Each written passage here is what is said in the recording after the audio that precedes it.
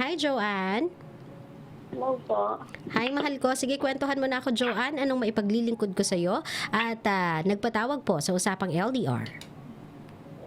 Gusto ko lang po i-share yung about sa amin ng ex ko. Okay, love. Anong meron sa inyo ng ex mo?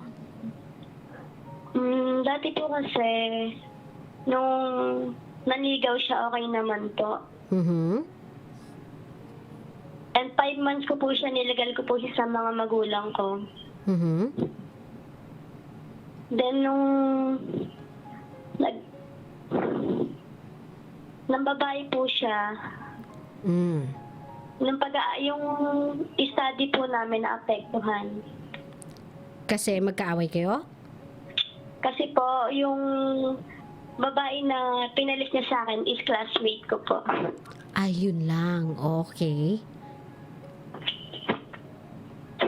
Then po noon, naging okay naman po kami. Tapos po nung, ito pong January, naging okay po kami. Okay, so pinatawad mo siya despite the fact na nagkaroon siya ng girlfriend na classmate mo pa? Opo, naging okay po. Lahat po ng kasalanan niya, pinatawad ko. Then ngayon pong March, nabuntis po ako sa kanya. Yun lang. Oh, okay. Tapos po, sinabi ko po sa kanya yun. Ang sabi niya po, wala daw po siyang pakialam. Ay, amazing. Oh, tapos? Tapos yung sinabi ko po sa magulang niya, parang ayaw po maniwala.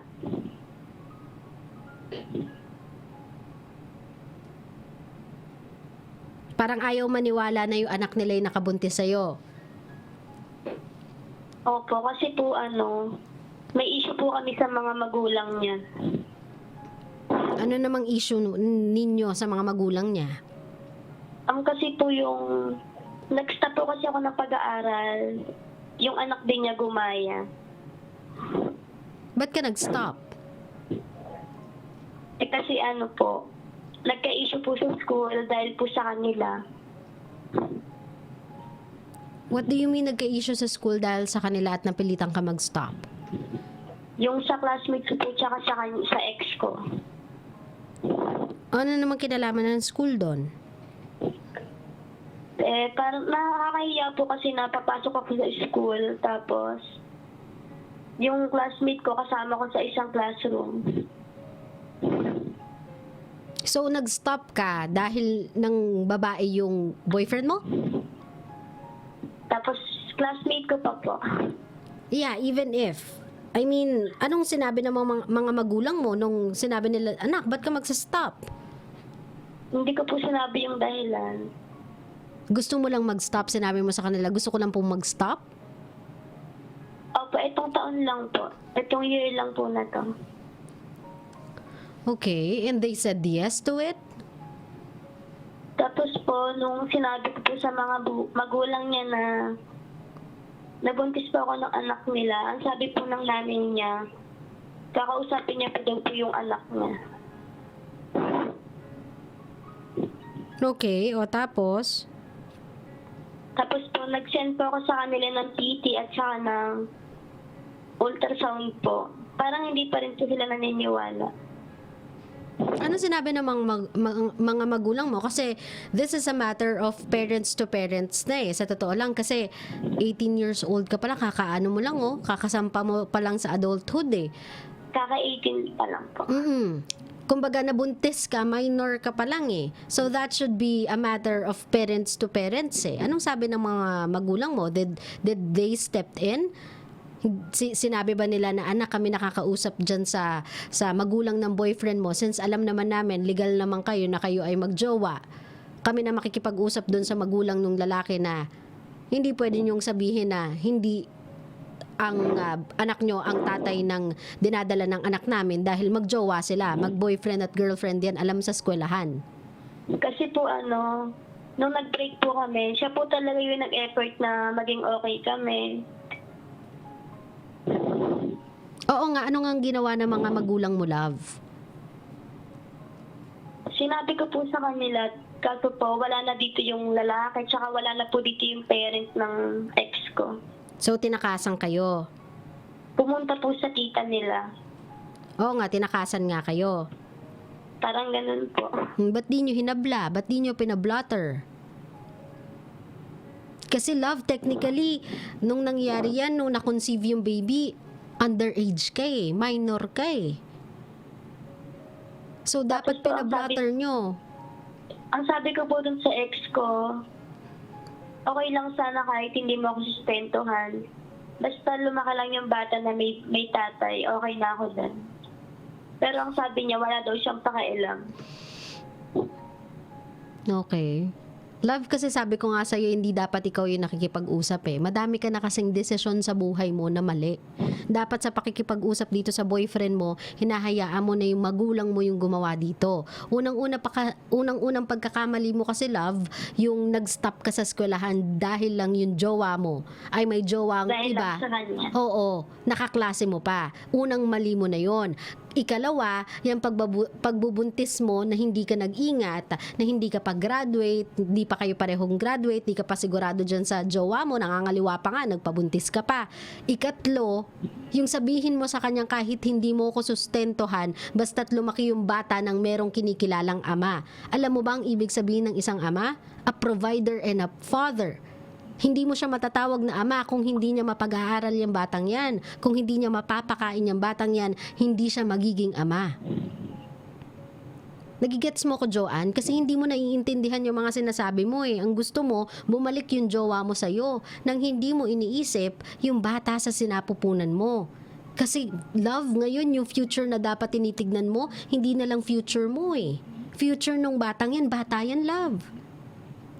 Sinabi ko naman po sa parent ko, tapos kinausap po ng ate ko yung nanay ng ex ko.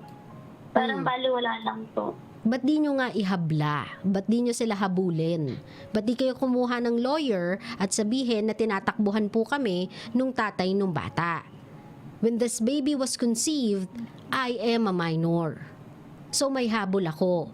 We've been Pero communicating with the parents.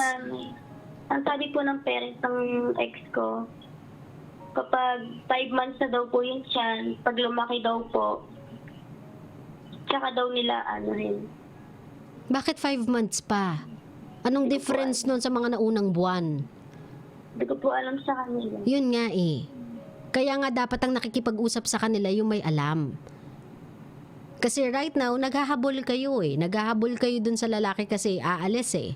Tinatakasan kayo obviously eh. What you need to do now, Joanne, listen to me, talk to your parents, pablatter nyo yung lalaki kasi minor ka nung na-conceive yung baby, habulin nyo sila. Kailangan nyo silang iobligang magsustento sa iyo. And this time around, you do not make the decisions. You do not talk. Kasi sa totoo lang, love, isa ka sa may mga kasalanan kung bakit kayo nandyan sa sitwasyon na yan ngayon. So you do not talk. You let your parents talk. Huwag ate mo. Parents mo yung pagsalitain mo dahil sila ang legal guardian mo at hindi ang ate mo. Kasi DJ Lala, dati po, nandun po kami sa bahay namin. Mananakit po yung ex ko. Physically and emotionally po.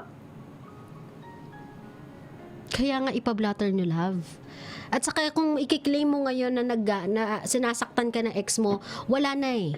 Nakalipas na yun, wala kang bruises, wala kang picture nung nabugbog ka, wala kang picture ng sugat mo, wala kang medical report na ikaw ay nagpa-ospital dahil binugbog ka, wala kang file ng blatter sa barangay na nagre-reklamong binugbog ka ng boyfriend mo. Kumbaga ito ay hanas mo na lang. At pwede yung gamitin against you na baka ginagawa-gawa mo lang to kasi hinahabol mo nga siya. Kumbaga mapapasawalang bisa yan kung wala ka namang ebidensyang maihaharap sa kanila na nabugbog po ako unless may witness ka. Opo, marami po DJ. Kung may witness ka at willing silang magsalita, willing silang bumack up sa'yo, go ahead, file a blatter now. 'Di ba? File a case now sa barangay para mahabol sila at hindi sila makaalis. John, listen to me. Love, you need a lawyer. You really need a lawyer para tawag dito, mahabol tong lalaki. Pero tatanungin kita, hindi ako lawyer, pero tatanungin kita, ano bang gusto mo? Ano bang endpoint nito? Para saan ba't hinahabol mo tong lalaking to? Hinahabol mo ba siya dahil sa sustento? O hinahabol mo Hindi ba po, siya dahil DJ. gusto mong bumalik sa'yo? Marami po kasing kasalanan sa akin, DJ. Anong gusto mo nga? Anong endpoint nito? Kung hahabulin mo siya, anong gusto mong mangyari sa kanya? Gusto mo siya makulong? Parang ganun po. Gusto mo siya makulong? Ba't ka tumatawa, love? You're Kasi about to hindi- ruin someone's life. You do not laugh about it. You are about to ruin someone's life. You do not laugh about it. Okay? Kasi po, DJ, dati, yung ex ko po, nirape po ako dati. Ngayon, ang dami mo ng claim. Paano ka marirape? Kayo nga. Nung sabi niya po na, kasi sabi po ng mga kaibigan ko, kahit daw magjowa kayo tapos pinilit ka po makipag-sex, is-rape daw po yan. Ilang beses nangyari, love? Isang beses po, DJ. Sa isang beses na yan, sa kaya na buo? Opo. Hindi ka sure. Ang tagal mong sumagot. Ibig sabihin, hindi isang beses nangyari yan. Yung last po, DJ, yung sa pilitan niya po akong ginalaw. Love, ibig sabihin nga, hindi isang beses kayong nag-sex. Pwede mong i-claim na Hindi po. yung last ay sapilitan. Pero multiple times na kayong nag-sex, love, Hindi mo yan basta-basta pwedeng i-claim. At yun nga yung mahirap kasi, Joanne, ngayon mo sila inilalabas kung kailan naghahabol ka na. Hindi ka nakapag-file ng official blatter dyan sa batang yan noong mga panahong ginawa niya yan sa'yo. Nung binugbog ka, nung kiniklaim mong nirape ka, it's not that I am not believing in you, Joanne. But you are making it hard for people to believe in you. Kung kailan kasi nagkakagipitan na, tinatakbuhan ka na, saka mo pa siya ilalabas lahat. Tapos yun Kasi nga, DJ, love, akala ko po hindi niya na po uulitin. uulitin ang alin. Yung mga ginagawa niya po dati, Like? yung nambubugbog po, tapos naulit po yun ngayon pong January. Yun nga, love, ganito na lang, no, Joanne. If you have witness saying na what you are claiming is true, sabi ko nga sa'yo, humanap kayo ng lawyer, magpa-blatter kayo sa barangay para masubpi na yung lalaki at magharap kayo sa barangay para magkausap kayong dalawa. Ang tanong kasi dito, kung gusto mo siyang ipakulong dahil sa mga ginawa niya sa'yo, mabigat na kaso yung gusto mong harapin, Joanne. Just make sure you have all the evidence on your side para maituloy yan. Kasi kung hindi, baka ikaw pa yung kasuhan pabalik sa paninirang puri mo doon sa bata. Kasi wala kang ebidensya. Pwede silang mag-file sa inyo ng counter-complaint. Naiintindihan mo ko, mahal? I am not a lawyer but this is, sabihin na natin, quite basic.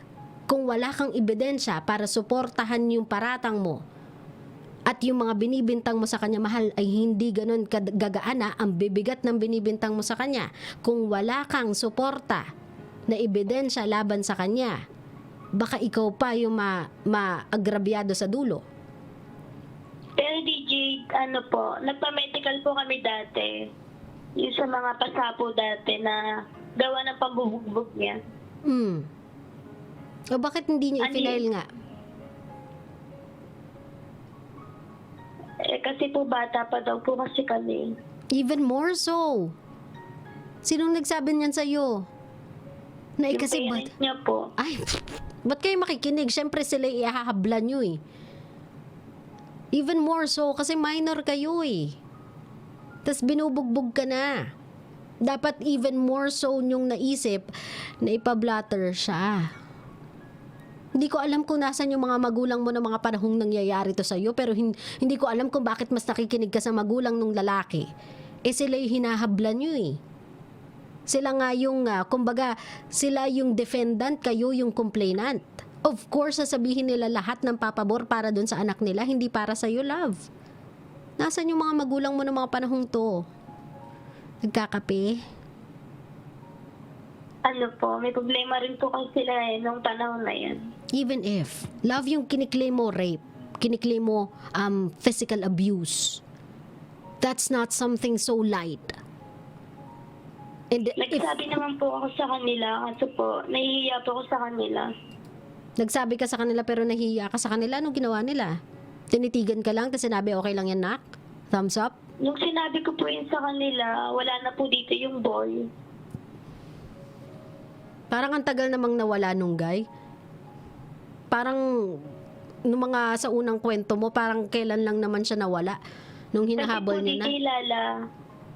Uuwi po siya dito, galing po siyang San Alfonso. Bali 2 days lang po siya dito, tapos aalis na rin po siya. Oh, even if. Ano naman, Bulacan area lang yan eh. Ilang bayan lang yung pagitan yan mula sa bayan kung nasan ka, love. Taga San Miguel ako.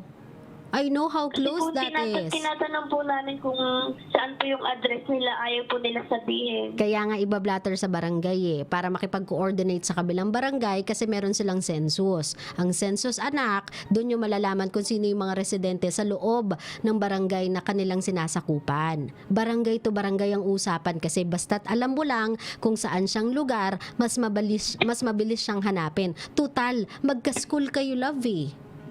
Of course, nagbibigay ng official address sa school. And if it is a criminal investigation, the school cannot protect yung address na yon kasi magiging obstruction of justice sila. Love, ito yun Joanne, it's obvious. You do not understand the process. Hindi mo siya naiintindihan. Siguro nga murang edad pa kasi, Joanne, para sa iyo to, para maintindihan mo siya ng fully. Siguro nga wala kang alam doon sa mga karapatan na meron ka sa mga bagay na kailangan mong gawin. Kaya kanina ko pa sinasabi sa iyo, mahal ko, you need to have a lawyer, you need to go to the barangay kasama ng mga magulang mo para sa kanila mai-explain kung paano yung proseso. Ang una niyong kailangan gawin ay magsampa ng reklamo. Apo, DJ. Naiintindihan mo ko? Tapos wag mo nang sabihin yung hindi po ako naghahabol ng sustento. Love, yung sustento hindi para sa'yo. Para yan sa bata at responsibilidad ng lalaki na bigyan ng sustento yung anak mo. Wag mong sasabihin yan sa korte. Kasi iisipin nila, anong plano mo? Kung hindi naman pala sustento ng anak mo ang ipinaglalaban mo, pride na lang nang hindi mo iniisip yung bata? This time around, you let your parents do the decisions for you. You do not let anyone make the decisions for you. Lalong-lalo na yung mga magulang ng lalaki, of course, protektahan nila yung anak nila at all cost. Kasi hodang magsinungaling sila, kasi hodang tumakip sila, kasi hodang maggawa sila ng kwento, gagawin nila yan, maprotektahan lang yung bata. Kaya nga sinasabi ko sa iyo, Joanne, sa lahat ng mga claim mo, kailangan may ebidensya ka. Meron kang witness, meron kang pictures, yung sinasabi mong medical certificate na nagsabi na nagpa-check up ka for the bruises or yung mga pasapasa na meron ka, go ahead, i-consolidate mo yan. Punta sa barangay kasama si mama at papa, tapos maghabla kayo ng kaso para mapablatter yung tao. Naintindihan? Naintindihan mo ko, Joanne? Opo, DJ. Ngayon, kung meron kang mensahe na gustong ibigay dito sa lalaking to na tumatakbo na nga sa responsibilidad ng rape na, ng bugbog na, sabi mo nga, anong gusto mong sabihin sa kanya? Sana po hindi na niya ulitin yun. Kung sino man po yung babaeng magiging syota niya ngayon. Love, di na siya magkakajowa sa gusto mong gawin sa kanya. Diretso siya sa kulungan. Kung talagang ipupush mo tong kasong to, diretso siya sa kulungan. So, yung jowa-jowang sinasabi mo, hindi yan mangyayari. Sino jojowain niya doon? Yung warden? Yung rehas? Wala siyang majojowa doon, love. Ultimo cellphone, bawal doon. Sana po hindi niya na po ulitin. Joanne, no, sobrang bata mo pa, mahal. Kitang-kita ko at damang-dama ko na sobrang bata mo pa. I just hope masabi mo lahat sa mga magulang mo kung ano yung sinabi mo sa akin at sana ma-actionan nyo, pumunta kayo ng barangay para maituwid yung pagkakamali ng bata at kahit papaano magkaroon ng proteksyon at seguridad yung bata sa sinapupunan mo. Mahal ko, naiintindihan mo ko? Opo, DJ. Next time, wag nang gagawin to love ha. Wag nagda-drop out just because of jowa. Tas second, wag nag-unprotected sex, lalong-lalo na kung hindi mo pa lubos na kakilala yung jowa mo. Hindi pa kayo tumatagal ng taon. Hanggat wala pang singsing dyan sa daliri mo, wag na wag mong gagawin yon. Naintindihan? Opo, DJ. Mag-focus ka muna sa pag-aaral mo, mahal. Lalong-lalo na ngayon, may anak ka, malaki. Matindi ang pangangailangan mo sa isang magandang trabaho, mahal. Naintindihan? Opo. Tama na muna, jowa, love. Pahinga ka na at wag na magpuyat. Kawawa yung baby, ha? Opo, DJ. Sige, maraming salamat for calling my show, Joanne. Ingat ka lagi, mahal ko. Bye-bye. Bye-bye po.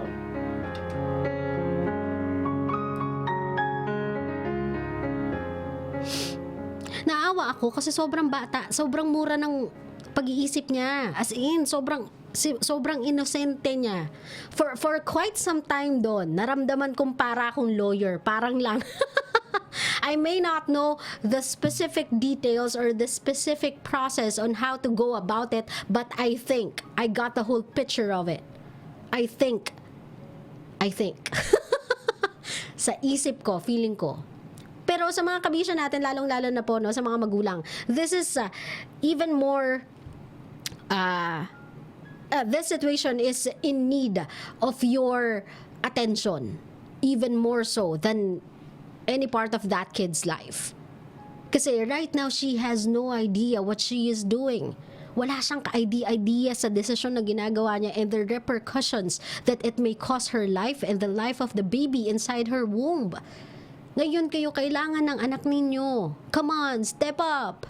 O diba? Ang tagal nyo na pong nagpikit mata sa mga nangyayari sa anak ninyo. Nakita nyo nang may pasa, di pa kayo dumiretso sa barangay. Alam nyo nang tinatakbuhan, di pa kayo dumiretso sa barangay. Come on. I know na meron po kayong iniisip and I respect that. Alam ko po na meron kayong kailangan buhayin pa mga kapatid niya. Naiintindihan ko din po yan. Pero ang anak nyo din po ay nangangailangan ng tulong ninyo. And only you guys can help her. Kasi right now, she doesn't know what to do and she doesn't know what she is doing. Rinig naman po ninyo siguro kung paano niya sabihin yung mga sitwasyon niya at kung paano niya i-describe kung ano yung gusto niyang mangyari. Na kasi hodang wala ng sustento basta't may ama na kalalakhan yung bata tapos tinanong ko kung anong endpoint ng gusto niyang mangyari, kung bakit gusto niyang mag-usap silang dalawa. Ang sabi niya gusto niyang ikulong. Diba po, contradicting? Ibig sabihin that child doesn't know what to do. So kailangan niyo pong mag-step in. Bilang mga magulang, bilang nakakatanda, gabayan niyo yung bata. She's asking help from a total stranger. Because she's not getting any from her own family. So, come on. Konting step up naman po. Tutulungan naman po kayo ng barangay for the process. Kung hindi nyo po alam kung anong gagawin, kung hindi, wala po kayong ka-idea how to go about it. Pero naman po tayong mga barangay officials that are willing to serve justice when it's due, when it's due. All you need to do is initiate the process. Simulan nyo yung proseso para lumakad yung kaso. Naintindihan?